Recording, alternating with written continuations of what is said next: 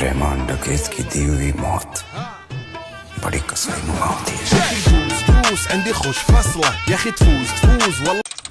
কে এই মানুষটা আর কেনই বা এত ভাইরাল তিনি? ফেসবুক, ইনস্টাগ্রাম, টুইটার যেখানেই ঢুকুন না কেন এক দুইটা রিলস স্ক্রল করার পরই তাকেই বারবার দেখা যায়। লোকটির নাম হলো অক্ষয় খান্না, যিনি এক সময় ফ্লপের পর ফ্লপ দিয়ে 4 বছরের জন্য ইন্ডাস্ট্রি থেকে গায়েবই হয়ে যায়। কিন্তু এটার কারণ এমনটা না যে তিনি অভিনয়ই পারে না। ভাই শাহরুখ থেকে শুরু করে না সবাই ওনার অভিনয় দেখে তাকে হলিউডে যাওয়ার কথা বলে, বাট তারপরও তার লাইফে এমন কি হয়েছিল যে 2025 সালের আগে ঠিক মতো তাকে কেউ চিনতই না। আর কামব্যাকটাও একবার দেখুন, বছরের শুরুটা করে ছাওয়া দিয়ে তো শেষটা ধুরন্ধর দিয়ে। মানে এক সময়কার ফ্লপস্টার 2025 সালে এসে একাই 1400 কোটির ব্যবসা এনে দেয়, যা এই বছর অনেক বড় বড় সুপারস্টাররাও করতে পারেনি।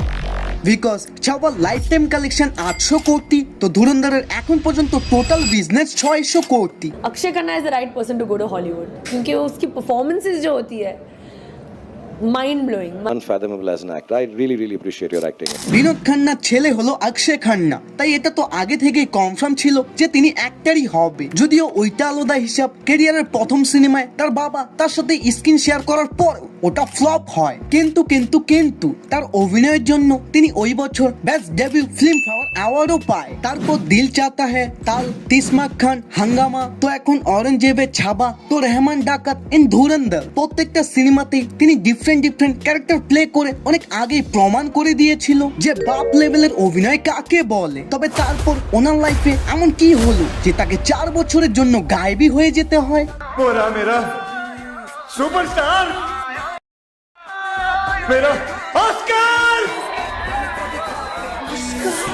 ওয়েল, অক্ষয় খান্না যদিও এই প্রশ্নগুলোর উত্তর বিভিন্ন রকম দিয়ে থাকে, যে ভালো স্ক্রিপ্ট পাচ্ছিলাম না, কোন মুভিতে আমাকে সাইড রোল দেওয়া হয়, বাট আসল সত্যি কিন্তু অন্য কিছুই। ভাই 24-25 বয়স থেকেই তার মাথা থেকে চুল পড়ে যেতে থাকে, যেটা তার লুককে একদমই খারাপ বানিয়ে তুলে। এন্ড এক্স্যাক্টলি এটাই হলো তার গায়েব হওয়ার মূল কারণ। বিকজ কোন ডিরেক্টর বা প্রডিউসার কখনোই চাইবে না যে তার হিরো একজন টাকলা হোক।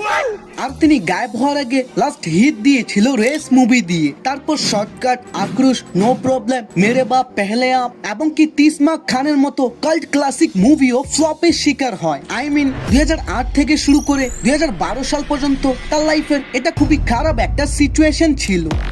কিন্তু ওই যে কথায় আছে না, कोशिश करने वालों की कभी हार नहीं होती। তো ফাইনালি 2025 সালে তার কপাল পুরাই সাদা হয়ে যায়। আর এই আরবি গানটা তো সবাইকে হিপনোটাইজ করেছে, মানে লিরিক্স তো কিছুই বোঝা যায় না, তবে ভাইব 100%। আর ভাই ধুরন্ধরে তিনি যে লেভেলের অভিনয় ও ব্রুটালিটির মাপন এক করে দিয়েছে তা সত্যি মারাত্মক ছিল। তাই তো বলিউড এখন বলতেছে भारी मिस्टेक हो गया सर।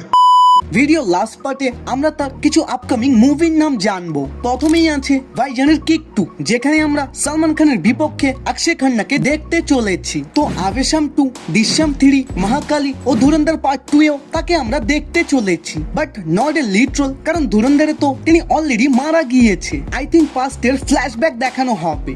আর সাবস্ক্রাইব করতে ভুলিও না কিন্তু। বাই।